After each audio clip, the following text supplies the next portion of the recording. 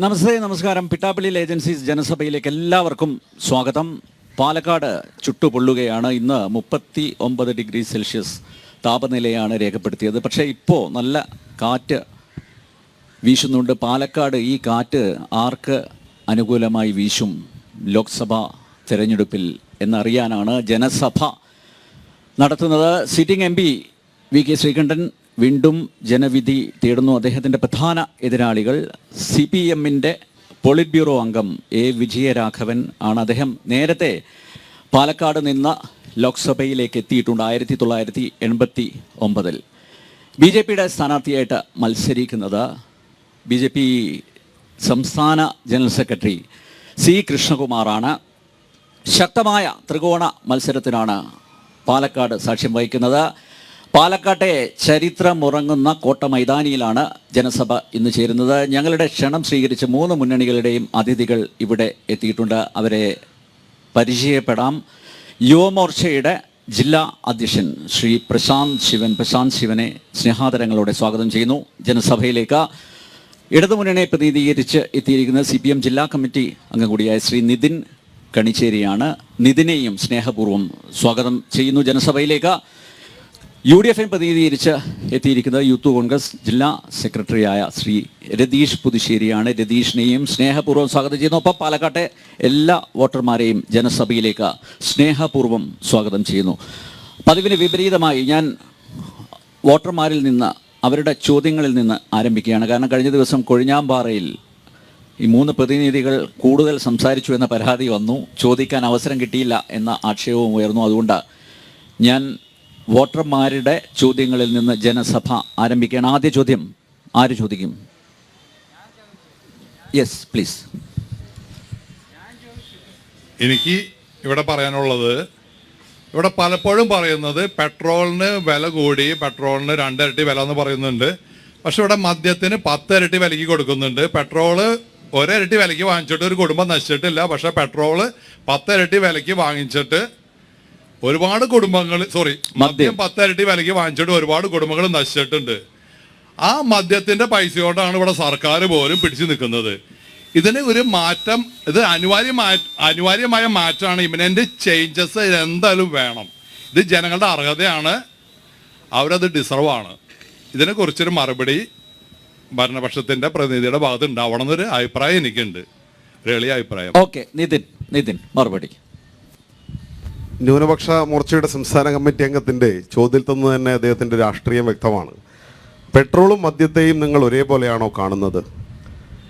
പെട്രോളും ഡീസലിനും വില കൂടുക എന്ന് പറയുന്നത് രാജ്യത്തിൻ്റെ ജനങ്ങളുടെ ജീവിതത്തെ ആകെ താറുമാറാക്കും. രാജ്യത്തിലെ എല്ലാ വിലക്കയറ്റത്തിൻ്റെയും അടിസ്ഥാന കാരണം ഇന്ധന വിലയുടെ വർധനവിലൂടുണ്ടാകും. ഇതൊരു ലളിതമായ സാമ്പത്തിക ശാസ്ത്രമാണ്. നമ്മുടെ രാജ്യത്തിനകത്ത് ഈ തിരഞ്ഞെടുപ്പിൻ്റെ ഏറ്റവും മുഖ്യമായ ചർച്ചാ വിഷയമെന്നത് കഴിഞ്ഞ 10 വർഷമായി അധികാരത്തിലുള്ള നരേന്ദ്രമോദിയുടെ സർക്കാർ നടപ്പിലാക്കിയിട്ടുള്ള നയങ്ങളുടെ ഭാഗമായി ഉണ്ടായിട്ടുള്ള വിലക്കയറ്റം തന്നെയാണ്. 414 രൂപയുണ്ടായിരുന്ന പാചകവാതകത്തിന് 1160 രൂപയായി ഇന്ത്യയിൽ ഉയർന്നു. 54 രൂപയുണ്ടായിരുന്ന പെട്രോളിന് 106 രൂപയായിട്ട് ഉയർന്നു. 42 രൂപയുണ്ടായിരുന്ന ഡീസൽ 100 രൂപയായിട്ട് ഉയർന്നു. ഇങ്ങനെ രാജ്യത്തിലെ ജനങ്ങളുടെ ജീവിതത്തെ നേരിട്ട് ബാധിക്കുന്ന ഏറ്റവും രൂക്ഷമായ വിലക്കയറ്റം രാജ്യത്തിനകത്തുണ്ടായി. എന്താണ് കാരണം? അടിക്കടി അന്താരാഷ്ട്ര മാർക്കറ്റിൽ ക്രൂഡ് ഓയിലിന് വില കുറയുമ്പോൾ ആ വിലയുടെ കുറവ് ജനങ്ങളിലേക്ക് കൈമാറാതെ അടിക്കടി നികുതി വർദ്ധിപ്പിച്ച് ലോകത്തിനകത്ത് ഏറ്റവും കൂടുതൽ നികുതി പെട്രോളിനും ഡീസലിനും പാചകവാതകത്തിനുമെല്ലാം ഈടാക്കുന്ന സർക്കാരായി നരേന്ദ്രമോദിയുടെ സർക്കാർ മാറി. പാചകവാതകത്തിനുണ്ടായിരുന്ന സബ്സിഡി ഇല്ലാതാക്കി എന്ന് മാത്രമല്ല, രൂക്ഷമായ വിലക്കയറ്റം പാചകവാതകത്തിന് സൃഷ്ടിക്കുന്ന നയമുണ്ടാക്കി. ഇതിൻ്റെ എല്ലാം ഗുണഭോക്താക്കളാരാ? ഇന്ത്യയിലെ അദാനിയും അംബാനിയും പോലെയുള്ള വൻകിട മുതലാളിമാർക്ക് മാത്രമാണ് ഇതിൻ്റെ ഗുണഫലമുണ്ടായത്.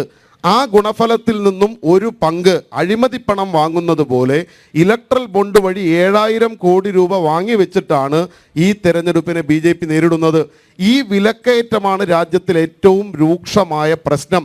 മദ്യത്തിന് വില കൂടുന്നതല്ല ജനത്തിൻ്റെ പ്രശ്നം. പക്ഷേ പെട്രോളിൻ്റെയും ഡീസലിൻ്റെയും വിലക്കയറ്റം ഈ രാജ്യത്തിനകത്ത് ഏറ്റവും പ്രധാനപ്പെട്ട ചർച്ചയാകും. ആ ചർച്ചയാകുമ്പോൾ ഇന്ന് 303 സീറ്റുള്ള BJP ഇന്ത്യയിൽ ആ സീറ്റുകളുടെ എണ്ണം കുറയും. ലോകസഭയിൽ അവർക്ക് ഭരണത്തിനാവശ്യമായ ഭൂരിപക്ഷം ഉണ്ടാവില്ല. നരേന്ദ്രമോദിയുടെ സർക്കാർ അധികാരത്തിൽ നിന്ന് 18ാം ലോകസഭാ തിരഞ്ഞെടുപ്പോടുകൂടി പുറത്ത് പോവുകയും ചെയ്യും. യെസ്, പ്രശാന്ത്, ഇന്ധനവില വർധന ചർച്ചാ വിഷയമാകും. മദ്യത്തിൻ്റെ വില കൂടുന്നത് ഒരു പ്രശ്നമേ അല്ല. മറുപടി പറഞ്ഞോളൂ. ഞാൻ CPM-ൻ്റെ പ്രതിനിധി വളരെ ബോധപൂർവം കാര്യങ്ങൾ വളച്ചൊടിക്കുന്നതിനെ കുറിച്ചാണ് ഏറ്റവും ആദ്യം പറയാൻ ആഗ്രഹിക്കുന്നത്. ഇപ്പം നിങ്ങൾ പറഞ്ഞു സംസ്ഥാന സർക്കാരുകളെക്കാൾ കൂടുതലായി ഇവിടെ കേന്ദ്രത്തിൽ ഇന്ധന വില വർദ്ധിക്കുന്നുണ്ട്, അത് നരേന്ദ്രമോദി സർക്കാരിൻ്റെ പരാജയമാണെന്ന് പറഞ്ഞു. ഇവിടുന്ന് 28 കിലോമീറ്റർ അപ്പുറത്ത് കടന്നാൽ വാളയാറിനപ്പുറം തമിഴ്നാട്ടിൽ പെട്രോളിൻ്റെ വില കേരളത്തെക്കാട്ടിലും 6 രൂപ കുറവാണ്. ഇവിടെ കർണാടകയിൽ കേരളത്തെക്കാളും പെട്രോളിൻ്റെ വില 6-7 രൂപ കുറവാണ്.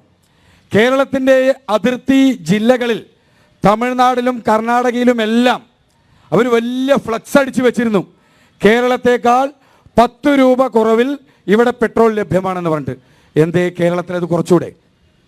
കേന്ദ്രം കഴിഞ്ഞ 2022-ലും 2023-ലുമായി 2 തവണ പെട്രോളിൻ്റെ വില 2 തവണയായി 13 രൂപ പെട്രോളിനും 16 രൂപ ഡീസലിനും കുറച്ച സമയത്ത് അതിനാനുപാതികമായി കുറയ്ക്കുന്നതിന് പകരം കേരളത്തിലെ പെൻഷൻ കൊടുക്കാനാണെന്ന് പറഞ്ഞിട്ട് പെട്രോൾ വിലയിൽ 2 രൂപ വർദ്ധിപ്പിച്ച പിണറായി വിജയൻ്റെ സർക്കാരിൻ്റെ ആളുകളാണ് പറയുന്നത് കേന്ദ്രം പെട്രോൾ വില കുറയ്ക്കുന്നില്ല എന്നത്. ഇവിടെ കേന്ദ്രം കഴിഞ്ഞ 10 വർഷത്തിനിടെ 2 തവണ വില കുറച്ചു. തീയതി വെച്ചുകൊണ്ട് തന്നെ ഞാൻ വേണമെങ്കിൽ പറയാം.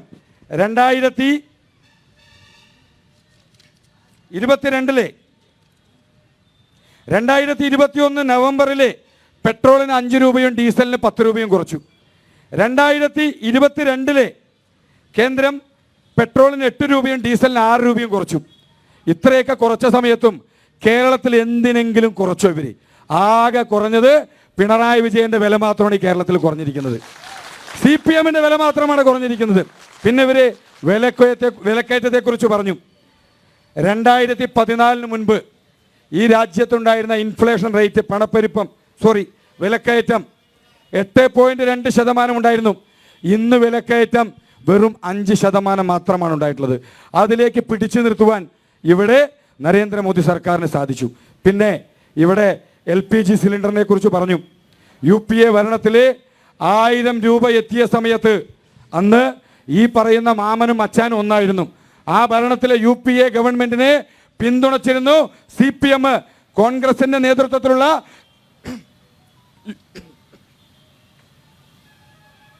UPA ഗവൺമെന്റിനെ പിന്തുണച്ച സമയത്ത് അന്ന് UPA ഭരണത്തിലെ കേന്ദ്ര പെട്രോളിയം വകുപ്പ് മന്ത്രി പറഞ്ഞൊരു കാര്യമുണ്ട്. ഈ ഗ്യാസിന്റെ കാര്യങ്ങൾ നോക്കുന്ന ആളുകൾ പറഞ്ഞത്, ഗ്യാസ് വില 1000 രൂപ എത്തിയ സമയത്ത് 1000 രൂപയ്ക്ക് ഗ്യാസ് വാങ്ങിക്കുവാൻ കഴിവില്ലാത്തവൻ വാങ്ങിക്കണ്ട എന്ന് UPA-യുടെ കേന്ദ്ര പെട്രോളിയം വകുപ്പ് മന്ത്രി അന്ന് പറഞ്ഞിരുന്നു. ആ വീഡിയോയും ന്യൂസും വേണമെങ്കിൽ ഞാൻ ഇപ്പോൾ എടുത്ത് കാണിക്കാം. പക്ഷേ ഇന്ന് പാചകവാതകത്തിൻ്റെ വില 812 രൂപയാണ്. 1000 രൂപ UPA ഗവൺമെന്റ് ഭരിച്ചിരുന്ന സമയത്ത് 1000 രൂപ LPG-യുടെ വില എത്തി. ഇന്ന് 812 രൂപയ്ക്ക് ഗ്യാസ് അവൈലബിൾ ആണ്. അപ്പൊ എവിടെയാണ് വില കൂടിയിരിക്കുന്നത്?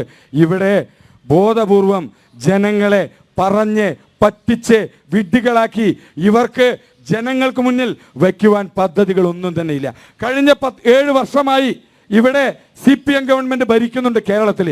ഇവിടുത്തെ യുവാക്കൾക്ക് എടുത്തു കാണിക്കത്തക്ക രീതിയിലുള്ള ഏതെങ്കിലും ഒരു പദ്ധതി ഇവിടെ CPM ഗവൺമെന്റ് കൊണ്ടുവന്നിട്ടുണ്ടോ? ഇവിടുത്തെ ജനങ്ങൾക്ക് മുൻപിൽ വികസനം പറഞ്ഞ് വോട്ട് ചോദിക്കുവാനുള്ള ധൈര്യം ഇവിടുത്തെ CPM-ന്റെ പ്രതിനിധികൾക്കുണ്ടോ? ഇല്ല. കാരണം അവർക്ക് പറയുവാൻ പ്രളയം, കൊറോണ, കിറ്റ്, ഇതിനപ്പുറത്ത് മറ്റൊന്നുമില്ല. പക്ഷേ ഞങ്ങൾ ജനങ്ങൾക്ക് മുൻപിലേക്ക് വരുന്നത് ഞങ്ങൾ നൽകിയ വീടുകളുടെ എണ്ണം പറഞ്ഞുകൊണ്ടാണ്. ഞങ്ങൾ ജനങ്ങൾക്ക് മുൻപിലേക്ക് വരുന്നത് ഞങ്ങൾ ഇവിടെ സൗജന്യമായി നടപ്പിലാക്കിയ കുടിവെള്ള പദ്ധതികൾ പറഞ്ഞുകൊണ്ടാണ്. ഞങ്ങൾ ജനങ്ങൾക്ക് മുൻപിലേക്ക് വരുന്നത് ഉജ്ജ്വൽ യോജന പദ്ധതി പ്രകാരം ഗ്യാസ് നൽകിയതിൻ്റെ വിവരങ്ങളുമായിട്ടാണ്. ഞങ്ങൾ ജനങ്ങൾക്ക് മുൻപിലേക്ക് വരുന്നത് സുകന്യ സമൃദ്ധി യോജനയുമായി ബന്ധപ്പെട്ടാണ്. ഞങ്ങൾ ജനങ്ങൾക്ക് മുൻപിലേക്ക് വരുന്നത് PM കിസാൻ സമ്മാൻ നിധിയുമായി ബന്ധപ്പെട്ടാണ്. ഇത്തരത്തിൽ ജനങ്ങൾക്ക് മുൻപിൽ നട്ടെല്ല് നിവർത്തിക്കൊണ്ട് ഞങ്ങൾ നടത്തിയ വികസന പ്രവർത്തനങ്ങൾ പറഞ്ഞുകൊണ്ടാണ് ഞങ്ങൾ വോട്ട് ചോദിച്ചു വരുന്നത്. Yes, okay. രതീഷ, UPA സർക്കാർ പരാമർശിക്കപ്പെട്ടതുകൊണ്ട് താങ്കൾ കൂടി ഒരു വിശദീകരണം നൽകാം. പിന്നെ BJPയുടെ പ്രതിനിധിയും CPMന്റെ പ്രതിനിധിയും ഒക്കെ UPA സർക്കാർ 2014 കേന്ദ്രം ഭരിക്കുന്ന കാലഘട്ടത്തിൽ അന്നത്തെ സാഹചര്യം എന്താണ് എന്നും കൂടി ഈ നാട്ടിലെ ജനങ്ങൾക്ക് അറിയാം. അന്ന് കോൺഗ്രസ് ഭരിക്കുന്ന UPA സർക്കാർ ഭരിക്കുന്ന കാലഘട്ടത്തിൽ അന്നത്തെ പെട്രോളിൻ്റെ വില 71 ഉറുപ്പികയായിരുന്നു. അന്നത്തെ ക്രൂഡ് ഓയിലിൻ്റെ വില ബാരലിന് $113 ആയിരുന്നു അന്നത്തെ വില. അന്നത്തെ ഡീസലിൻ്റെ വില 54 രൂപയായിരുന്നു. അന്നത്തെ കാര്യങ്ങൾ മനസ്സിലാക്കണം. അന്ന് ഇറാഖും ഇറാനും തമ്മിൽ യുദ്ധം നടക്കുന്ന സമയത്ത് ഒപെക് രാജ്യങ്ങൾ, എണ്ണ ഉൽപാദക രാജ്യങ്ങളുടെ സംഘടന ഒപെക് എണ്ണയുടെ ഉൽപാദനം കുറയ്ക്കുകയും ആ എണ്ണയുടെ ഉൽപാദനം കുറയ്ക്കുന്ന സമയത്ത് അന്ന് $ന്റെ വില ബാരലിന് $113 ആയ സമയത്താണ് കോൺഗ്രസിന്റെ നേതൃത്വത്തിലുള്ള UPA സർക്കാർ 71 ഉറുപ്പികയ്ക്ക് പെട്രോളും 56 ഉറുപ്പികയ്ക്ക് ഡീസലും കൊടുത്തത്. അതേ ഡോളർ വില ഇന്ന് $83 ആണ്. $ന്റെ വില 83 രൂപയാണ് ബാരൽ ക്രൂഡ് ഓയിലിന്റെ വില. ഇന്ന് വിൽക്കുന്നത് 107 ഉറുപ്പിക്കാണ്. ഇന്ന് പിന്നെ പെട്രോൾ വിൽക്കുന്നത് 107 രൂപയ്ക്ക്. കേരളത്തിലാണ് വെക്കുന്നത്. BJP ഭരിക്കുന്ന സ്ഥലങ്ങളിൽ എടുത്ത് നോക്കിയാൽ മതി. നിങ്ങൾ നാഴികയ്ക്ക് 40 വട്ടം പറയുന്നുണ്ടല്ലോ ഗുജറാത്ത്.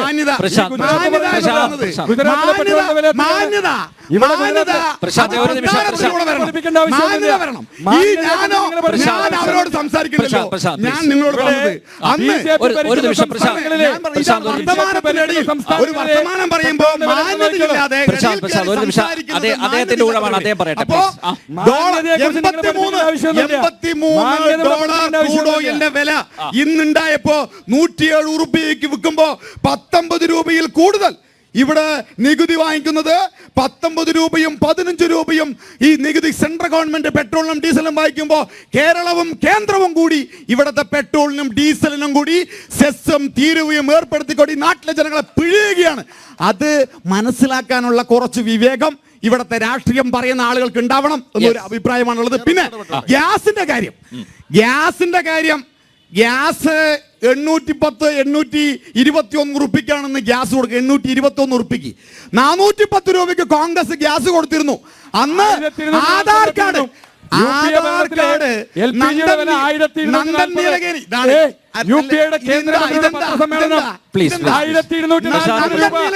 സബ്സിഡി ഉണ്ടായിരുന്നു.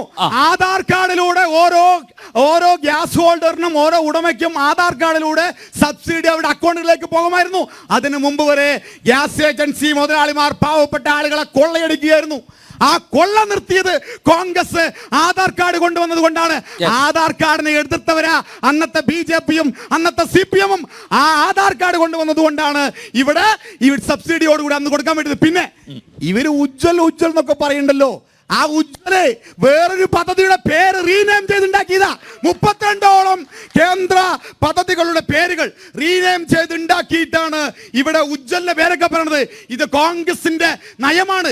കോൺഗ്രസിന്റെ പദ്ധതികളുടെ പേര് മാറ്റി നിരന്തരം ഉജ്ജ്വലും ഒക്കെ പേര് മാറ്റിക്കൊണ്ടുവരികയാണ്. അല്ലാതെ ഇവരുടെ കൈകളിൽ ഒരു ന്യായവുമില്ല.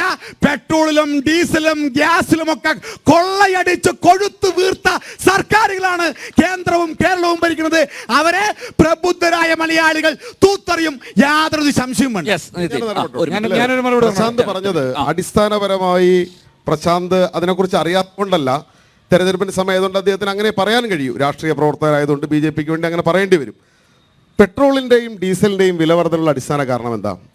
ഡീസലിന്റെ വില നിശ്ചയിക്കാനുള്ള അധികാരം എണ്ണ കമ്പനികൾക്ക് കൊടുത്തത് BJPയുടെ സർക്കാരാണ്. പെട്രോളിന്റെ വില നിശ്ചയിക്കാനുള്ള അധികാരം എണ്ണ കമ്പനികൾക്ക് കൊടുത്തത് കോൺഗ്രസ് ആണ്. ഇതാണ് അടിസ്ഥാനപരമായ കാരണം. നിങ്ങൾ കേന്ദ്രം വില കുറച്ചു 2 തവണ പ്രശാന്ത് ഇവിടെ പറഞ്ഞു. പ്രശാന്ത് വില കൂട്ടിയ ദിവസങ്ങൾ നിങ്ങളൊന്ന് പറയൂ. 2 ദിവസമേ ഈ കേന്ദ്ര സർക്കാർ വില കുറച്ചുള്ളൂ. വില കൂട്ടിയത് എല്ലാ ദിവസവും എല്ലാ ദിവസവും. ഇനി നിങ്ങൾ പറയുന്നു പെട്രോൾ, ഇന്ത്യയിൽ പെട്രോൾ ഏറ്റവും കൂടുതൽ വിലയുള്ള സംസ്ഥാനം ഏതാണെന്നറിയോ? ഹരിയാനയാണ്. ഹരിയാന ഭരിക്കുന്നതാരാ? BJP ആണ്. ഈ ഇന്ത്യയിൽ ഏറ്റവും കൂടുതൽ പെട്രോളിന് ഡീസലിന് നോക്കിക്കോ, ഹരിയാനയിൽ ഉള്ളതിനേക്കാൾ വില കൂടുതൽ ഇന്ത്യയിൽ ഒരു സ്ഥലത്തുമില്ല. അതിന് കാരണം എന്താ? കേരളത്തിലെ സർക്കാർ ഒരു പെട്രോളിന്റെ വിലയും കൂട്ടാൻ കഴിയുന്നതല്ല. കേരളത്തിലെ ടാക്സേഷൻ സമ്പ്രദായം ടാക്സും കൂട്ടിയിട്ടില്ല. ടാക്സേഷൻ എങ്ങനെയാ? ടാക്സേഷൻ എന്ന് പറയുന്നത് പെർസെന്റേജ് ആണ്. ഇപ്പൊ നിങ്ങൾ ഏത് കാര്യത്തിനും GST എടുത്താൽ പെർസെന്റേജ് ആണ്, അല്ലാതെ അളവല്ല. കേന്ദ്രം വില വർദ്ധിപ്പിക്കുന്നതിനനുസരിച്ച് ഈ ടാക്സിന്റെ പെർസെന്റേജിൽ വർധനവുണ്ടാകും. ടാക്സിന്റെ പെർസെന്റേജ് ആണ് കണക്കാക്കുന്നത്. നിങ്ങൾ അടിസ്ഥാനപരമായ കാരണം പറയൂ, എന്തുകൊണ്ടാണ് പെട്രോളിന്റെ വില നിശ്ചയിക്കാനുള്ള അധികാരം കേന്ദ്ര സർക്കാർ കൈയൊഴിഞ്ഞത്? എന്തുകൊണ്ടാണ് BJP കൈയൊഴിഞ്ഞത് എന്നുള്ളതാണ് പ്രധാന ചോദ്യം. അല്ല, ഈ ഇന്ധന സെസ്സിലൂടെ കിട്ടുന്ന തുക സാമൂഹ്യ ക്ഷേമ പെൻഷന് കൊടുക്കുന്നാണല്ലോ പറഞ്ഞത്. അല്ലെ, ആ സാമൂഹ്യ ക്ഷേമ പെൻഷൻ മുടങ്ങി കിടക്കുകയാണല്ലോ. പിന്നെ ഈ പണം എങ്ങോട്ടാ പോകുന്നത്? സാമൂഹ്യ സുരക്ഷാ പെൻഷൻ 62 ലക്ഷം ആളുകൾക്ക് കൊടുക്കാൻ 19,800 കോടി രൂപ വേണം. ആ 19,800 കോടിയിൽ 1,600 രൂപയിൽ കേന്ദ്രം ചില പെൻഷനുകൾക്ക്, എല്ലാ പെൻഷനുമില്ല, ചില പെൻഷന് കേന്ദ്രത്തിന്റെ വിഹിതമുണ്ട്. എത്രയാ വിഹിതം? 200 രൂപയാണ്. ആ 200 രൂപ തന്നിട്ടാണ് പ്രശാന്ത് ഇവിടെ പറയുന്നത് ഈ പണം കൊടുത്തിരുന്നത് എങ്ങനെയാ? സഹകരണ ബാങ്കുകളിൽ നിന്ന് കടമെടുത്തുകൊണ്ടാണ് കൊടുത്തത്. ആ കടമെടുപ്പ് പരിധി കേന്ദ്ര സർക്കാർ ഇല്ലാത്ത അധികാരം ഉപയോഗിച്ച് തടഞ്ഞു വെച്ചപ്പോഴാണ് സാമൂഹ്യ സുരക്ഷാ പെൻഷനിൽ 6 മാസത്തെ കാലതാമസം ഉണ്ടായത്. ഇപ്പൊ 1 മാസം കൊടുത്തു. ഏപ്രിൽ മാസത്തിൽ വിഷുവിന് മുമ്പ് 2 മാസത്തെ കൊടുക്കുമെന്ന് ഈ സർക്കാർ ഉറപ്പ് നൽകിയിട്ടുമുണ്ട്. പിന്നെ കോൺഗ്രസിന്റെ പറഞ്ഞല്ലോ, ഉമ്മൻചാണ്ടി ഭരിക്കുമ്പോൾ എത്രയായിരുന്നു പെൻഷൻ? 600 രൂപയായിരുന്നു പെൻഷൻ. ആ പെൻഷനാണ് പിണറായി ഭരിച്ചപ്പോ 5 കൊല്ലം കൊണ്ട് 1,600 രൂപയായി 32 ലക്ഷം ആളുകളിൽ നിന്ന് 62 ലക്ഷം ആളുകളിലേക്ക് ഉയർന്നത്. അത് കൂട്ടാൻ കേന്ദ്രം തയ്യാറുണ്ടോ? നിങ്ങൾ 200 രൂപ വർദ്ധിപ്പിക്കാൻ തയ്യാറുണ്ടോ എന്നുള്ളതാണ് ചോദ്യം. മറിയക്കുട്ടി ചേട്ടത്തിയെ പോലുള്ളവർ അവര് ഭിക്ഷാപാത്രമായിട്ട് സുരേഷ് ഗോപിന്റെ കുട്ടിച്ചേടത്തി 6 മാസത്തെ പെൻഷൻ മുടങ്ങിയപ്പോ 9,600 രൂപ പിണറായിയുടെ സർക്കാർ കൊടുക്കാനുണ്ട് എന്നാണല്ലോ മലയാള മനോരമയുടെയും മാതൃഭൂമിയുടെയും നിങ്ങൾ ഉൾപ്പെടെയുള്ള ചാനലുകളുടെ ആക്ഷേപം. പിണറായി 8 കൊല്ലം കൊണ്ട് എത്ര പെൻഷൻ കൊടുത്തു എന്ന് നിങ്ങൾ എപ്പോഴെങ്കിലും കണക്കാക്കിയിട്ടുണ്ടോ? ഈ കഴിഞ്ഞ മാസം കൊണ്ട് 1,36,000 രൂപ 1,600 രൂപ വെച്ച് ഓരോ ആളുകൾക്കും 89 മാസവും കൃത്യമായി പെൻഷൻ കൊടുത്ത സർക്കാരാണ്. പിന്നെ നിങ്ങൾ ഇവിടെ കിറ്റിന് ആക്ഷേപിച്ചു. കോവിഡ് വന്ന ആളുകൾ വീട്ടിലിരിക്കുമ്പോ കിറ്റ് എത്തിച്ച സർക്കാരാണ് പിണറായിയുടെ, അല്ലാതെ കിണ്ണം കൊട്ടാൻ പറഞ്ഞ പ്രധാനമന്ത്രി അല്ല ഈ കേരളത്തിലുള്ളത്. കിണ്ണം കൊട്ടിയാൽ കോവിഡ് മാറുമെന്ന് പറഞ്ഞില്ലേ, അതല്ല പിണറായി പറഞ്ഞത്. റേഷൻ കടകൾ വഴി എല്ലാ വീടുകളിലേക്കും ഞങ്ങൾ കിണ്ണത്തിൽ ഭക്ഷണം ഉറപ്പുവരുത്തി. മോഡി പറഞ്ഞതോ കിണ്ണമെടുത്ത് കൊട്ടിയാൽ മതി എന്നാ പറഞ്ഞത്. ആ രാഷ്ട്രീയത്തിനല്ല ജനം വോട്ട് ചെയ്യാൻ പോകുന്നത്. ജനങ്ങളോടൊപ്പം നിൽക്കുന്ന പിണറായിയുടെ ഇടതുപക്ഷ സർക്കാരിന് അനുകൂലമായിട്ടാണ് 18ാം ലോക്സഭാ തെരഞ്ഞെടുപ്പിൽ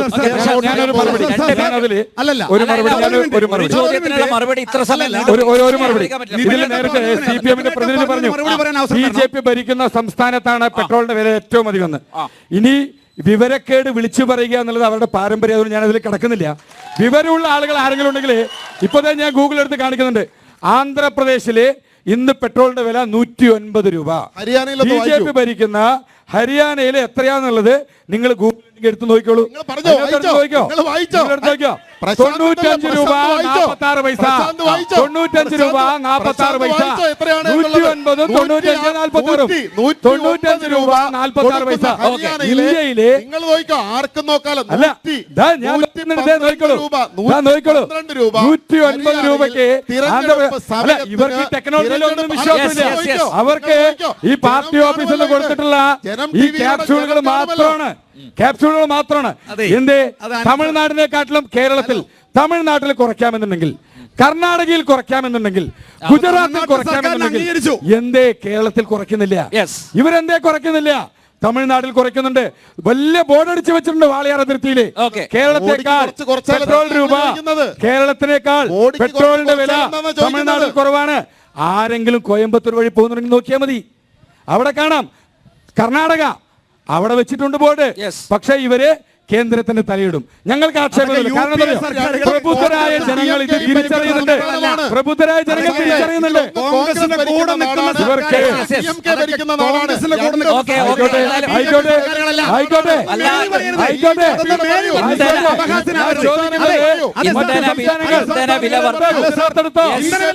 ഏത് സംസ്ഥാനം എടുത്തോ വില വർധനവിൽ തന്നെ കറങ്ങി നിൽക്കുകയാണ്.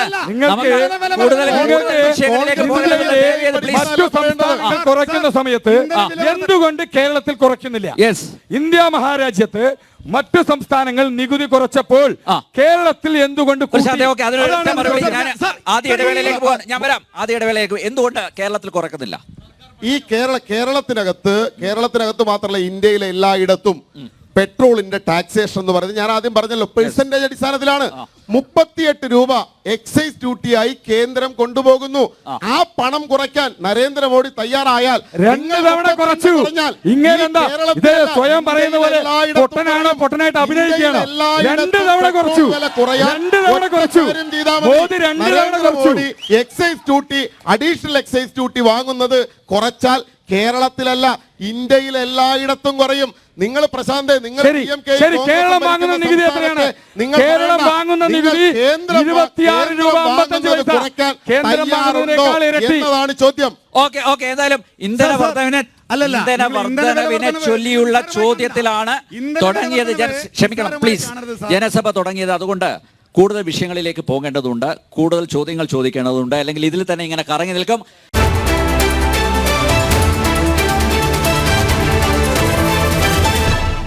പാലക്കാട് ലോക്സഭാ മണ്ഡലത്തിലെ ജനസഭയാണ് പ്രേക്ഷകർ ഇപ്പോൾ കണ്ടുകൊണ്ടിരിക്കുന്നത്. ആദ്യ അരമണിക്കൂർ കഴിഞ്ഞിരിക്കുന്നു. കൂടുതൽ ചോദ്യങ്ങളിലേക്ക് പോവുകയാണ്. ചോദ്യം പെട്ടെന്ന്. 3 ലീഡർമാരിവിടെ നിൽക്കുന്നുണ്ട്. ഇതിൽ BJPയുടെ പ്രധാനമന്ത്രിയായിട്ട് നരേന്ദ്രമോദി നിങ്ങൾ ഉയർത്തി കാണിക്കുന്നുണ്ട്. കോൺഗ്രസിൻ്റെ പ്രധാനമന്ത്രി സ്ഥാനാർത്ഥിയായിട്ട് നിങ്ങൾ വ്യക്തിയെ ഉയർത്തി കാണിക്കുന്നുണ്ട്. പിന്നെ ഇടതുപക്ഷത്തിൻ്റെ പ്രധാനമന്ത്രി സ്ഥാനത്തേക്ക് ആരാണ് മത്സരിക്കുന്നത്?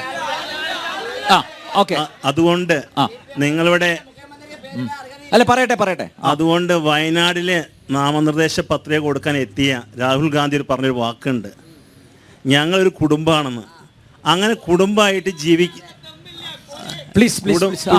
കുടുംബമായിട്ട് ജീവിക്കുകയാണെങ്കിൽ ഇടതുപക്ഷം അതുപോലെ കോൺഗ്രസും ഒരു പാത്രത്തിൽ ഉണ്ണുകയാണെങ്കിൽ പിന്നെ ഇവിടെ 2 ചേരിയായി നിൽക്കേണ്ട ആവശ്യമുണ്ടോ?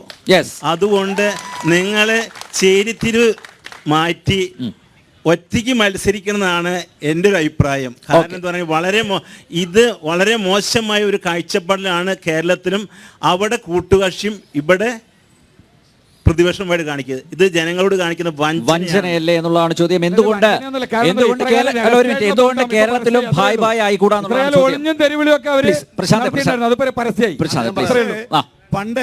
ഒരു മിനിറ്റ് ഇദ്ദേഹം പറയട്ടെ. ഇന്ത്യയിൽ നരേന്ദ്രമോദി പ്രധാനമന്ത്രി സ്ഥാനത്ത് നിന്ന് പുറത്തിറക്കുക എന്നുള്ളതാണ് ഇടതുപക്ഷത്തിന്റെ പ്രാഥമികമായ ലക്ഷ്യം. അല്ലാതെ ആരെങ്കിലും പ്രധാനമന്ത്രി ആക്കാൻ വേണ്ടിയിട്ടല്ല ഈ തെരഞ്ഞെടുപ്പ്. ഈ തെരഞ്ഞെടുപ്പ് കഴിയുമ്പോൾ നരേന്ദ്രമോദിയുടെ സർക്കാർ അധികാരത്തിൽ നിന്ന് പുറത്തു പോകുക എന്ന രാഷ്ട്രീയ നിലപാടാണ് ഞങ്ങൾ സ്വീകരിച്ചിട്ടുള്ളത്. പിന്നെ ഇവിടെ ചോദിച്ച ഒരു ഒന്നിച്ച് മത്സരിച്ചുകൂടെ? രാഹുൽ ഗാന്ധിയുടെ നോമിനേഷൻ കൂടെ പറഞ്ഞു. രാഹുൽ ഗാന്ധി നോമിനേഷൻ കൊടുക്കാൻ വന്നപ്പോ ഇന്നലെ പറഞ്ഞു മുസ്ലിം ലീഗിന്റെ കൊടി പുറത്ത് കാണിക്കരുത്, നാളെ പറയും മുസ്ലിം ലീഗിനെ പുറത്ത് കാണിക്കരുത്. അതിന്റെ അപ്പുറം പറയാൻ പോകുന്നത് ആ മതവിഭാഗത്തിൽപ്പെട്ട ആളുകളെ തന്നെ കൂടെ നിർത്താൻ കോൺഗ്രസിന് കഴിയില്ല. ആ കോൺഗ്രസ് ആണോ രാഹുൽ ഗാന്ധിയെ പ്രധാനമന്ത്രിയായിട്ട് ഉയർത്തി കാണിക്കുന്നത്? ഈ രാജ്യത്തിനകത്ത് പ്രധാനമന്ത്രി പോയിട്ട് പ്രതിപക്ഷ നേതാവിന്റെ കസേരയിൽ ഇരിക്കാൻ ആവശ്യമായ 50 MP-മാരുടെ പിന്തുണ പോലും ഉണ്ടാക്കാൻ കഴിയാതിരുന്ന കോൺഗ്രസ് ഈ രാജ്യത്തിനകത്ത്, കേരളത്തിനകത്ത് വിശ്വാസ്യതയില്ലാത്ത പാർട്ടിയായി. 13 കോൺഗ്രസിന്റെ മുൻ മുഖ്യമന്ത്രിമാർ ഇന്ന് BJP-യിലാണ്. ഈ കേരളത്തിൽ ഏറ്റവും വലിയ കോൺഗ്രസിന്റെ നേതാവായിരുന്ന AK ആന്റണിയുടെ മകൻ BJP-യിലാണ്. കരുണാകരന്റെ മകൾ BJP-യിലാണ്. എന്ത് വിശ്വസിച്ചിട്ടാണ് കേരളത്തിലെ കോൺഗ്രസിന് ജനം വോട്ട് ചെയ്യുക? അതിനേക്കാൾ നല്ലത് BJP-ക്ക് വോട്ട് ചെയ്യുകയാണ്. KC വേണുഗോപാലിന് ആലപ്പുഴയിൽ ഒരു വോട്ട് ചെയ്താൽ അതിനർത്ഥം BJP-ക്ക് വോട്ട് ചെയ്യുന്നത് പോലെയാണ്. കോൺഗ്രസിന് ഒരു വോട്ട് ചെയ്താൽ, KC വേണുഗോപാലിന് ആലപ്പുഴയിൽ ഒരാൾ വോട്ട് ചെയ്താൽ അതിനർത്ഥം രാജസ്ഥാനിൽ നിന്ന് രാജ്യസഭയിലേക്ക് 2.5 വർഷം ഒരു BJP MBA തെരഞ്ഞെടുക്കുന്നതിന് തുല്യമാകും. അതുകൊണ്ട് കോൺഗ്രസിനോട്ട്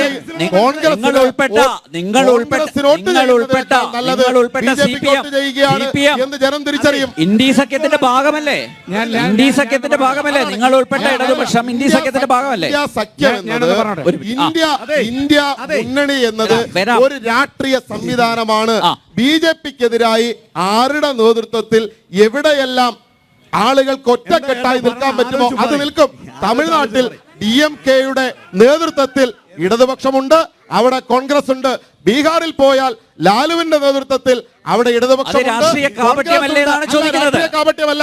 BJP എന്ന കൊടും വിഷം ചൊരിയുന്ന വർഗീയവാദികളായ RSS എന്ന ഫാസിസ്റ്റ് സംഘടനയുടെ കീഴിലുള്ള ഒരു ഭരണത്തെ അധികാരത്തിൽ നിന്ന് പുറത്തു നിർത്തുക എന്നുള്ളതാണ് പ്രഥമ ലക്ഷ്യം. ആ കൊടിയ വിഷം പകരുന്ന BJPയെ അധികാരത്തിൽ നിന്ന് പുറത്താക്കാൻ ആരുമായി ചേരാൻ പറ്റുമോ എന്നുള്ളത് ഇന്ത്യയിലെ ജനം എല്ലായിടത്തും നോക്കുകയാണ്. ആ നോക്കുന്ന രാഷ്ട്രീയ നിലപാട് CPM സ്വീകരിക്കുന്നു. പക്ഷേ കേരളത്തിൽ ആ കോൺഗ്രസിനെ നമ്പാനാവില്ല എന്ന് ജനം തിരിച്ചറിഞ്ഞു കഴിഞ്ഞിരിക്കുന്നു. അതുകൊണ്ട് വോട്ട് ഇടതുപക്ഷത്തിന് ജനം ചെയ്യും. കേരളത്തിൽ ഇടതുപക്ഷം വലിയ ഭൂരിപക്ഷത്തിന് അരിവാൾ ചുറ്റിക നക്ഷത്രം നിലനിർത്താൻ വേണ്ടി ജീവശ്വാസം പിടിച്ചുകൊണ്ടിരിക്കുകയാണ് CPM. ഇവിടെ AK ബാലൻ, കേരളത്തിന്റെ CPMന്റെ കേന്ദ്ര കമ്മിറ്റി അംഗമായിട്ടുള്ള AK ബാലൻ പറഞ്ഞത് CPMന്റെ ചിഹ്നം അരിവാൾ ചുറ്റിക നക്ഷത്രം എന്ന ചിഹ്നം നിലനിൽക്കണമെങ്കിൽ അടുത്ത തെരഞ്ഞെടുപ്പിൽ വേണമെങ്കിൽ നമ്മളെല്ലാവരും CPMന് വേണ്ടി ഇവിടുത്തെ പാർട്ടിക്കാരെ രാവും പകലും പണിയെടുത്തോളും, അല്ലെങ്കിൽ ഈനാമ്പേച്ചോ മരപ്പട്ടിയോ നീരാളിയോ ചിഹ്നമായി മാറും എന്ന് പറഞ്ഞത് സഖാവ് AK ബാലനാണ്. അത് ഇവരുടെ ഗതികേടാണ്. പിന്നെ ഞങ്ങളോട് സഹോദരൻ ചോദിച്ചത് ആ BJP എന്ന് പറയുന്ന വർഗീയ പ്രസ്ഥാനത്തെ തൂത്തെറിയുവാൻ വേണ്ടി ഞങ്ങൾ കമ്മ്യൂണിസ്റ്റ് ചകുത്താന്മാരോടും കൂട്ടുകൂടും. ആ വർഗീയ ചകുത്താന്മാരെ കൂട്ടുകൂടാൻ ഈ ചകുത്താന്മാരെ കൂട്ടുകൊടുത്തിട്ടില്ല. പിന്നെ ഒരു തെറ്റുമില്ല. പിന്നെ കേരളത്തിൽ നിങ്ങള് തൃത്താലയിൽ MP രാജേഷ്, ഇപ്പോഴത്തെ തദ്ദേശ സ്വയംഭരണ വകുപ്പ് മന്ത്രി MP രാജേഷ് വിജയിച്ചത് BJPയുടെ വോട്ട് വാങ്ങി ജയിച്ചവരാണ് CPMകാര്. ആരാ ഭായി ഓർ ബഹനോം? ഇവര് ഭായി ഓർ ബഹനോം ആരൊക്കെയാ? പ്രശാന്ത് ശിവനും നിതിൻ കടിച്ചേരിയുമാണ് BJPയുടെ സഖ്യകക്ഷിയായി പ്രവർത്തിച്ചത്. പണ്ട് പാലക്കാട് വന്ന് സഖ്യകക്ഷിയായി പ്രവർത്തിച്ചത് CPMന്റെ ആളുകളാ. നമ്മുടെ ഇവിടുത്തെ ശിവരാജേട്ടനുണ്ടല്ലോ, മുനിസിപ്പൽ കൗൺസിലർ ആയിട്ടുള്ള CPMന്റെ BJPയുടെ നേതാവ്, അദ്ദേഹത്തിന്റെ ശേഖരത്തിൽ നിന്നും ഒരിക്കൽ പത്രത്തിൽ വന്നിരുന്നു. എന്ത്? ഇവിടെ LK അദ്വാനിയും CPMന്റെ നേതാക്കന്മാരും ഒക്കെ ഒരുമിച്ചിരുന്ന് കോൺഗ്രസിനെതിരെ നിന്നതിന്റെ ഒരു പടം ശിവരാജേട്ടൻ. ഇവര് തമ്മില് ഞങ്ങള് ഇവിടെ 50 സീറ്റിന്റെ കഥയൊക്കെ ഏട്ടം പറഞ്ഞു. ചിഹ്നം കിട്ടില്ല. കോൺഗ്രസ് മുന്നണി അധികാരത്തിൽ വരും, യാതൊരുവിധ സംശയം വേണ്ട. നിതിനേട്ടൻ അടുത്ത പ്രാവശ്യം മത്സരിക്കാൻ കുപ്പായ വിട്ടുവെക്കുമ്പോ അവിടെ നീരാളിയോ ഈനാമ്പേച്ചോ തന്നെ കിട്ടും. വലിയ ആത്മവിശ്വാസത്തിലാണ് രതീഷ്, വലിയ ആത്മവിശ്വാസത്തിലാണ്. പ്രശാന്ത്, ഞാനിവിടെ ഈ രണ്ടുപേര് പറഞ്ഞതിന് മറുപടി പറയേണ്ടതുണ്ട്. അതുകൊണ്ട് ചെറിയൊരു സമയം കൂടി വേണം. ഇപ്പൊ നേരത്തെ കോൺഗ്രസ്സുകാർ പറഞ്ഞു, CPMകാർ പറഞ്ഞു മോദിയെ താഴെ ഇറക്കുക എന്നതാണ് ലക്ഷ്യം, അതിനുവേണ്ടി ആരുമായും കൂട്ടുകൂടാൻ തയ്യാറാണെന്ന് പറഞ്ഞു. ഇവിടെ മോദിയെ താഴെ ഇറക്കുക, ശരി, ആയിക്കോട്ടെ, ലക്ഷ്യമൊക്കെ ഓക്കെ. ഇവിടെ ഞാൻ ഇങ്ങോട്ട് ജനസഭയിലോട്ട് വരുന്ന വഴിക്ക് എൻ്റെ ബുള്ളറ്റിൽ ഇങ്ങനെ വരികയായിരുന്നു. റോഡ് സൈഡ് വലിയൊരു തവള ഇങ്ങനെ നിൽക്കുന്നുണ്ട്. തവളയുടെ വിചാരം എന്താ പറയുക, ഇപ്പം ആ ബുള്ളറ്റിനെ അട്ടിമറിച്ച് വീഴ്ത്തിയിടാന്നാണ്. ആ നെഞ്ചും പിരിച്ച് നിൽക്കുന്ന തവള വിചാരിക്കണത് ആ ബുള്ളറ്റിനെ ഇപ്പം മറച്ചിടാന്നാണ് വിചാരിക്കണത്. 4 കാലിൽ നിവർന്ന് നിൽക്കാൻ തൻ്റെ ഇടമില്ലാത്ത നട്ടലില്ലാത്ത ഊച്ചാളികളാണ് പറയുന്നത് മോദിയെ താഴെ ഇറക്കുന്നത്. ഞങ്ങൾക്ക് നിങ്ങളോട് ഒന്നേ പറയാനുള്ളൂ, കളിച്ചോ, തരം നോക്കി കളിക്കണം. കളിച്ചോളൂ, തരം നോക്കി കളിക്കണം. കാരണം ഞങ്ങള് ഒരു മിനിറ്റ് തീരട്ടെ. ഞങ്ങളിവിടെ ഇവര് പറഞ്ഞു വർഗീയ പാർട്ടിയാണെന്ന്. യഥാർത്ഥത്തിൽ വർഗീയത പറയുന്ന ആരാണെന്ന് ഞാൻ പറഞ്ഞുതരാം. 2014 ഇവര് പറഞ്ഞു ഗുജറാത്ത് ശൂലം ഭ്രൂണം, ഞങ്ങൾക്ക് 272 സീറ്റ് കിട്ടി. 2019 ഇവർ പറഞ്ഞു ബീഫ്, ഞങ്ങൾക്ക് 303 സീറ്റ് കിട്ടി. 2024 ഇവർ വീണ്ടും മണിപ്പൂർ വർഗീയത പറയുന്നു, ഞങ്ങൾക്ക് 400 സീറ്റ് ലഭിക്കും. 400 സീറ്റ്. നിങ്ങൾ എപ്പോഴൊക്കെ ഞങ്ങളെ എതിർത്തിട്ടുണ്ടോ അപ്പോഴൊക്കെ ജനങ്ങൾ ഇരു കൈയും നീട്ടി ഞങ്ങളെ സ്വീകരിച്ചിട്ടുണ്ട്. കഴിഞ്ഞ Yes. 60 കൊല്ലം ഇന്ത്യ ഭരിച്ചു. ഇവിടെ CPM മത്സരിക്കുന്നത് 4 സീറ്റിന് വേണ്ടി, കോൺഗ്രസ് മത്സരിക്കുന്നത് 40 വേണ്ടി, ഞങ്ങൾ മത്സരിക്കുന്നത് 400 വേണ്ടിയാണ്. Yes yes yes. അപ്പോ പുറകെ നിന്ന് ആരെങ്കിലും ചോദിക്കാം. നയം വ്യക്തമാണ് ഞങ്ങളുടെ. നിങ്ങളെ പോലുള്ള ഊച്ചാലുകൾക്ക് മുൻപിൽ Yes, പ്രശാന്ത്. മരിക്കാൻ പോണ സമയത്ത് ഒരു നരേന്ദ്രമോദിയുടെ അടുത്ത ചോദ്യം. ലോകം മൊത്തം പറയണം. Please, പിന്നെ please. എന്തിനാ അങ്ങ് രതീഷ്, തീരുമാനം please. മുളയ്ക്കുന്നത്? ഇവിടെ ഈ തെരഞ്ഞെടുപ്പ് കഴിയുമ്പോ അഭിമാനമുണ്ടെങ്കിൽ രതീഷ് പാർട്ടി പ്രവർത്തനം അവസാനിപ്പിക്കും. അഭിമാനമുണ്ടെങ്കിൽ അധികാരത്തിൽ വന്നില്ലെങ്കിൽ മണിപ്പൂരിൽ ഉൾപ്പെടെ മണിപ്പൂരിലെ ക്രൈസ്തവരെ കൊല്ലാൻ കൂട്ടുനിൽക്കുന്ന BJP പൗരത്വത്തിലുള്ള മുസ്ലിം സഹോദരങ്ങളെ ഇല്ലാതാക്കാൻ അടുത്ത ചോദ്യം വരട്ടെ. മതി. പ്ലീസ് ഒന്ന് സഹകരിക്കുക. അടുത്ത ചോദ്യം ചോദിക്കുക പ്ലീസ്. 10 വർഷമായിട്ട് മോഡി സർക്കാർ ഇവിടെ ഭരിക്കുന്നുണ്ട്. നിങ്ങൾ പെട്രോളിന് ചാർജ് കൂട്ടി, മറ്റുള്ളത് കൂട്ടി. അദ്ദേഹം ചെയ്ത 10 വർഷത്തെ ഹൈവേ റോഡുകൾ, മേൽപ്പാലങ്ങൾ, തുരങ്കങ്ങൾ, എന്തെല്ലാം കാര്യങ്ങൾ ചെയ്തു, അതൊന്നും ഒരാളും ഇവിടെ പറഞ്ഞു കേൾക്കുന്നില്ല. പിന്നെ നിങ്ങളിപ്പോൾ BJPന് വർക്ക് ചെയ്യണ്ട. കാരണം അവരെന്നെ പറഞ്ഞു BJP ജയിക്കും ഇവിടെ എന്നുള്ള. ഈ 2 പാർട്ടി കൂടിയാണ് പറഞ്ഞത്. സഹോദര പറഞ്ഞോ, ചെവി കേൾക്കില്ല നിങ്ങൾക്ക്. BJP തോൽക്കുമെന്നാ പറഞ്ഞത്. ചെവി കേൾക്കണില്ലേ? ഇവിടെ പറഞ്ഞു. വോട്ടർമാരെ ഒന്ന് ബഹുമാനിക്ക് പ്ലീസ് രതീഷ്. അതേ ചോദിക്കട്ടെ. പിന്നെ ഒരു കാര്യം പറയാം, അതൊന്നും പ്രതീക്ഷിക്കണ്ട. ബഹുമാനമൊന്നും കോൺഗ്രസ് പറഞ്ഞു എന്ന് പറഞ്ഞ ആര് പറഞ്ഞു എന്ന് പറയണ്ടേ? പറയട്ടെ. 11 സീറ്റിന് വേണ്ടിയിട്ട് ചിഹ്നം നിലനിർത്താൻ വേണ്ടിയിട്ട് ഇവിടെ ബുദ്ധിമുട്ടുണ്ട്. ഞാൻ പറയട്ടെ, ഇനി ചുവപ്പ് കൊടി റെയിൽവേ സ്റ്റേഷനിൽ മാത്രമേ കാണുള്ളൂ. അതിൽ ഒരു സംശയമില്ല. നിങ്ങൾ 400 സീറ്റിന് മേലെ BJP ഇന്ത്യ രാജ്യത്തിൽ വരും എന്നുള്ളതിന് ഒരു സംശയമില്ല. ഓക്കെ ചോദ്യമില്ല അതില്. ഓക്കെ പെട്ടെന്ന് വെറുതെ എങ്ങനെ വന്ന് കൂവാനും നിലവിളിക്കാനും കൈയടിക്കും. ഒരു നിമിഷം. ഇവിടെ ചോദ്യം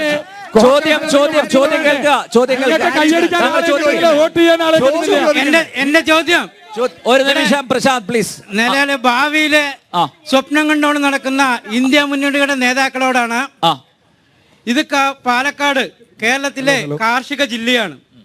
ഈ ജില്ലയിലെ കൃഷിക്കാർക്ക് കേന്ദ്രം അനുവദിച്ച മിനിമം താങ്ങുവില അടക്കം ഇവിടുത്തെ സർക്കാർ ആ കർഷകന് കൊടുക്കാണ്ട് അവരെ ബാങ്കിലേക്ക് അവരെ വായ്പ എടുത്ത് അവർ സിവിൽ സ്കോറിനെ അടക്കം ബാധിക്കുന്ന തരത്തിൽ ഇന്ന് കർഷകർ മുഴുവൻ പ്രതിസന്ധിയിലാണ്. അതേപോലെ തന്നെ കേരളത്തിലെ ഏറ്റവും കൂടുതൽ വലുതും ചെറുതുമായ 50ഓളം നദികളുണ്ട്. എന്നിട്ടും ഇവിടുത്തെ ചില ഏരിയയിൽ കുടിക്കാൻ വെള്ളം കിട്ടുന്നില്ല.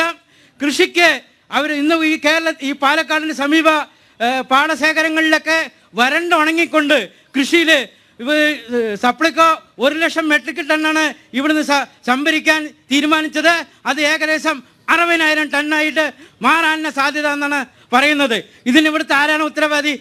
ഈ കേരളം രൂപം കൊണ്ടതിന് ശേഷം മാറി മാറി ഭരിച്ച നിങ്ങൾ രണ്ടുപേരുമല്ല ഇതിന് കർഷകന്റെ കണ്ണീരിന് ആരാണ് മറുപടി പറയുക? ഓക്കെ കാർഷിക മേഖലയിലെ പ്രശ്നങ്ങൾ മാത്രമല്ല, കുടിവെള്ളം ഉൾപ്പെടെയുള്ള അടിസ്ഥാന പ്രശ്നങ്ങൾക്ക് പരിഹാരം കണ്ടെത്താൻ സാധിക്കുന്നില്ല എന്നൊരു പരാതിയാണ് കാർഷിക ജില്ലയായ പാലക്കാട്ടെ ഒരു വോട്ടർ ഉന്നയിച്ചിരിക്കുന്നത്. എൻ്റെ പ്രിയപ്പെട്ട സുഹൃത്ത് ഇവിടെ ചോദിച്ചത് നെല്ലിൻ്റെ താങ്ങുവിലയെ സംബന്ധിച്ചാണ്. ഒന്ന്, നെല്ലിൻ്റെ താങ്ങുവില എന്ന് പറയുന്നത് ഈ രാജ്യത്തിനകത്ത് ഏറ്റവും കൂടുതൽ ഉയർന്ന വില നൽകുന്ന സംസ്ഥാനമാണ് കേരളം. 28 രൂപ 20 പൈസ നൽകുന്നുണ്ട്. നിങ്ങൾ ബഹളം വെച്ചിട്ട് കാര്യമില്ല, ഞാൻ മറുപടി പറഞ്ഞോട്ടെ. 28 രൂപ 20 പൈസ ഇന്ത്യയിൽ വേറെ ഏതെങ്കിലും ഒരു സംസ്ഥാനത്തുണ്ടോ? BJP ഭരിക്കുന്ന സംസ്ഥാനത്തുണ്ടോ? അതാണ് ചോദ്യം. കേന്ദ്രത്തിന്റെ വിഹിതം ഉൾപ്പെടെ 8 രൂപ 20 പൈസ കേന്ദ്ര സർക്കാർ നൽകുന്നതിന് പുറമെ ഇൻസെന്റീവ് നൽകിയാണ് ഈ കേരളത്തിൽ പിണറായിയുടെ സർക്കാർ നെല്ല് സംഭരണം നടത്തുന്നത്. ആ നെല്ല് സംഭരണം അട്ടിമറിക്കാൻ സപ്ലൈകോക്ക് കൊടുക്കേണ്ട 1820 കോടി രൂപ 21 രൂപ 83 പൈസ കേന്ദ്രം, 8 രൂപയല്ല, 21 രൂപ 83 പൈസ കേന്ദ്രം കൃത്യമായി നൽകിയാൽ പാലക്കാട്ട് നെൽകൃഷിക്കാർക്ക് ആ പണം കിട്ടുന്നതിൽ ഒരു തടസ്സവും ഉണ്ടാവില്ല. ഞാൻ പറഞ്ഞിട്ട്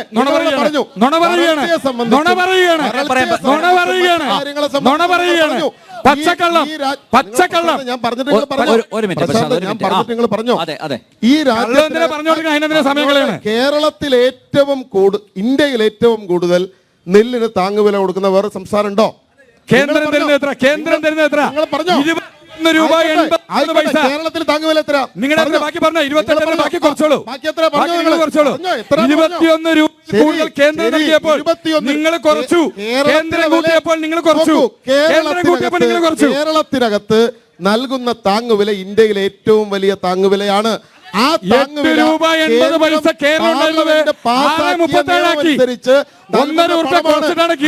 നരേന്ദ്രമോദിയുടെ ഔദാര്യമായി തരുന്നതല്ല. കേന്ദ്രം പാസാക്കിയ നിയമം അനുസരിച്ച് MSP എന്ന് പറയുന്നത് വിവിധ വിളകൾക്കുണ്ട്.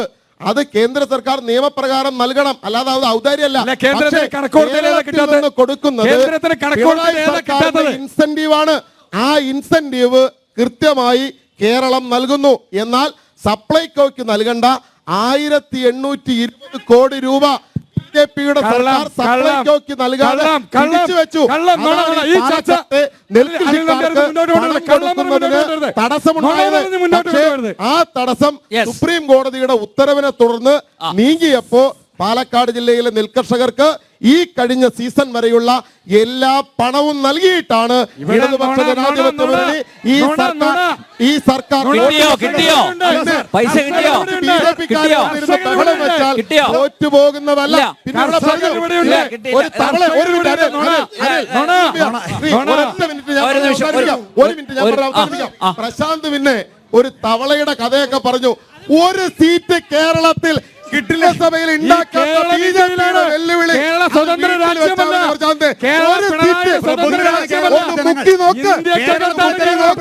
നിങ്ങളുടെ സംസ്ഥാന പ്രസിഡന്റ് മുക്കി നോക്കി രണ്ടിടത്ത് നിങ്ങളുടെ സംസ്ഥാന പറ്റിയില്ല. ആ മുക്കൽ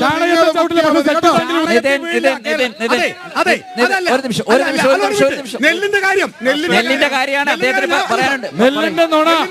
പൈസ കിട്ടിയില്ല, പൈസ കിട്ടിയില്ല, പൈസ കോൺഗ്രസിന്റെ കാര്യം പറയണ്ടേ? പറയട്ടെ, ചോദിക്കട്ടെ, ഒരു മിനിറ്റ് പറയട്ടെ. വലിയ കർഷക സ്നേഹം പറയുന്ന ഇടതുപക്ഷ പ്രതിനിധികൾ ജനങ്ങൾ പറയല്ല. പാലക്കാട് നെല്ലറ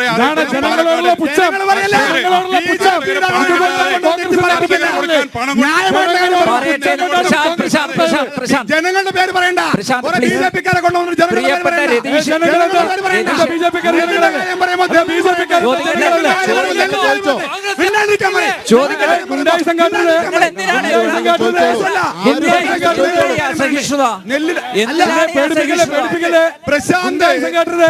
എന്തിനാ ചോദ്യങ്ങളെ ഭയപ്പെടുന്നത്? എല്ലാവർക്കും ചോദിക്കാനുള്ള അവകാശമുണ്ട്. ഇവിടെ കൂടിയിരിക്കുന്നവരുടെ രാഷ്ട്രീയം എനിക്കറിയില്ല. ആർക്കും വേണം ചോദിക്കാം, മൈക്ക് കൊടുക്കുക. ആര് വേണം ചോദിക്കാൻ? ഇല്ല ഇല്ല ഇല്ല രതീഷ് ഒരു കാര്യം അല്ല രതീഷ് എന്തിനാ ചോദ്യങ്ങളെ ഭയപ്പെടുന്നേ? ചോദിക്കട്ടെ, ആൾക്കാർ വലിയ കർഷക പ്രേമം വിളമ്പുന്ന ഇടതുപക്ഷ സർക്കാർ ഈ കഴിഞ്ഞ വർഷങ്ങളായി നെല്ല് സംഭരിച്ചതിന്റെ പൈസ കൊടുക്കാതെ ഈ പാലക്കാട് നെല്ലറയായ കർഷകനെ പട്ടിണിക്കിട്ടുകൊണ്ട് ഇവിടെ നിരന്തരമായി സമരം ചെയ്ത് കർഷകന് ഇനിയും പൈസ കിട്ടാത്ത ആളുകൾ ഈ കർഷകർ പാലക്കാട് ജില്ലയിൽ ഉണ്ടെന്നാണ് അറിയുക. അതിന് മറുപടി എന്താണ് പറയാനുള്ളത്? നമ്മുടെ രാജ്യത്തിന്റെ തന്നെ മുദ്രാവാക്യം ജയ് ജവാൻ ജയ് കിസാൻ എന്നായിരുന്നു. ഈ ജയ് കിസാൻ എന്ന് വിളിച്ചിരുന്ന ഇന്ത്യ രാജ്യത്തിനകത്ത് കർഷകർ ഏറ്റവും കൂടുതൽ സമരം നടത്തുന്നത് എവിടെയാണ്? 365 ദിവസം ഡൽഹിയിലാണ് സമരം നടത്തിയത്. ആ ഡൽഹിയിൽ നരേന്ദ്രമോദിക്കെതിരായി സമരം നടത്തിയപ്പോൾ ഇവർ പാർലമെന്റിൽ പാസാക്കിയ കാർഷിക നിയമങ്ങൾ നരേന്ദ്രമോദിക്ക് തെരുവിൽ പിൻവലിക്കേണ്ടി വന്നു. ഞങ്ങൾക്ക് ഭൂരിപക്ഷമുണ്ട്, അതുകൊണ്ട് ഞങ്ങൾ നിയമം പാസാക്കുമെന്ന് പറഞ്ഞ നരേന്ദ്രമോദി സർക്കാരിന് ഇന്ത്യൻ കർഷകന്റെ രോഷത്തിനു മുമ്പിൽ തെരുവിൽ ആ നിയമം പിൻവലിക്കും എന്ന് ഉറപ്പു പറയേണ്ടി വന്നു. ആ കർഷകരെ തെരുവിലാക്കിയത് ഇന്ത്യയിലെ BJP ആണ്. ഇന്ത്യയിലെ BJP ഈ തിരഞ്ഞെടുപ്പിൽ കടമുടകാൻ പോകുന്നത് ഇന്ത്യയിലെ കർഷകന്റെ രോഷത്തിലൂടെ ആയിരിക്കും. കേരളത്തിലെ കർഷകർക്ക് നീതി ലഭിക്കില്ല. പൂർണ്ണമായും കൊടുത്തു കഴിഞ്ഞിട്ടാണ് അല്ലാന്ന് പറയുന്നു. അല്ല, കിട്ടാത്തവർ എന്ന് പറഞ്ഞാൽ ഇവിടെ കേരളം കണക്ക് കൊടുത്താൽ കേന്ദ്രം തരും. കേരളത്തിന്റെ ഭക്ഷ്യമന്ത്രി പറഞ്ഞു.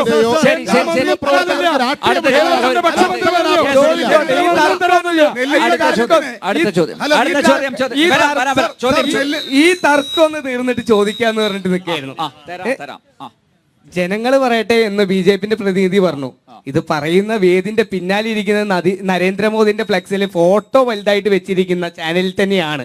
അതുകൊണ്ട് ബി ജെ പിക്കാരെ കുറച്ചുപേരെ കൊണ്ടുവന്നത് കൊണ്ട് അത് പറഞ്ഞുകൊണ്ട് കാര്യമില്ല എന്നുള്ളതാണ് സത്യം.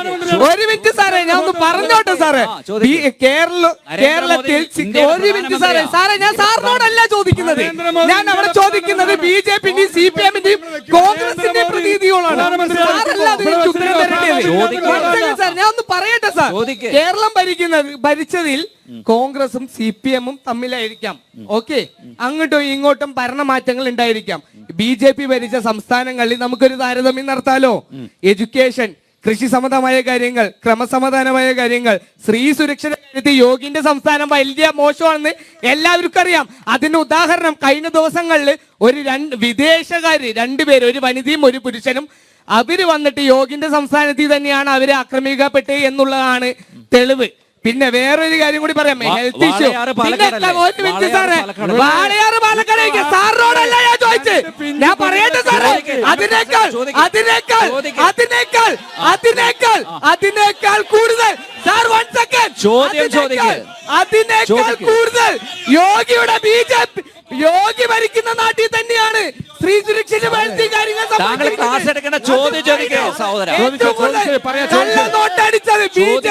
കള്ളനോട്ടടിച്ചത്. ബി ജെ പി പ്രതിനിധി കള്ളനോട്ടടിച്ചത് കേരളത്തിൽ തന്നെയാണ്, കൊടുങ്ങല്ലൂർ തന്നെയാണ്. അതും കൂടി ഒന്ന് പറയണം സാർ. ശരി, ഞാൻ മറുപടി പറയട്ടെ. ചോദ്യം എനിക്ക് മനസ്സിലായി. സ്ത്രീ സുരക്ഷ ഞാൻ മറുപടി പറയാം.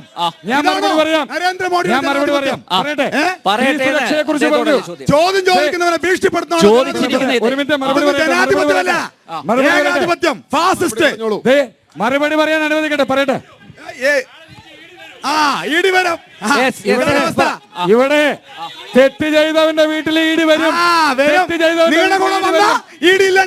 അജിത് പവാർ 1000 കോടി അഴിമതി കാട്ടി അജിത് പവാർ അവിടെ ബി ജെ പി പാളയത്തിൽ പോയപ്പോ അവൻ പുണ്യവാൻ.